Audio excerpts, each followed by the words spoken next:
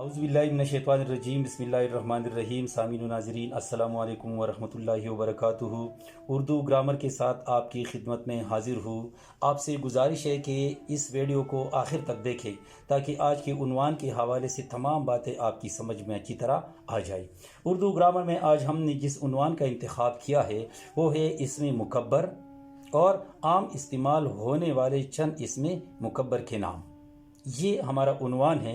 आइए पहले इसमें मुकब्बर की तारीफ़ जानते हैं कि इसमें मुकब्बर से मुराद क्या है।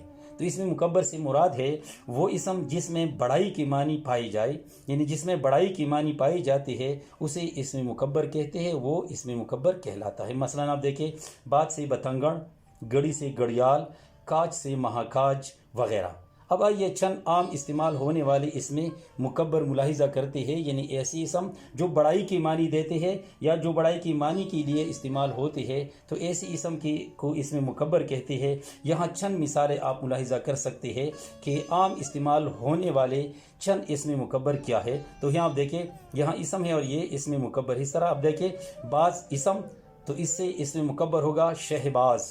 इसी तरह बात से बतंगड़, पर से शाहपर, इस तरह पगड़ी से पगड़, तूत से शाहतूत, टूपी से टोप, छतरी से छतर, राजा से महाराजा, रानी से महारानी, राह से शाह राह, ये इकट्ठी भी अक्सर लोग लिखते हैं, सही है।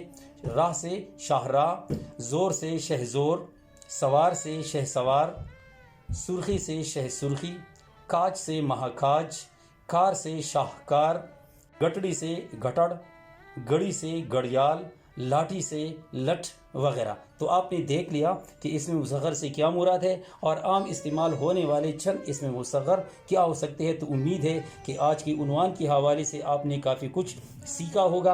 आपसे गुजारिश है कि अगर ये वीडियो अच्छी लगे तो लाइक करें, चैनल को अगर आपने सब्सक्राइब नहीं किया है तो सब्सक्राइब करें और ये वीडियो और चैनल अपने दोस्तों के साथ शेयर करें ताकि उनको भी कुछ फ़ायदा हो। आइंदा किसी नई उन्वान के साथ फिर हाजिर होंगे, तब तक के लिए इजाज़त दीजिए। अल्लाह हाफिज़।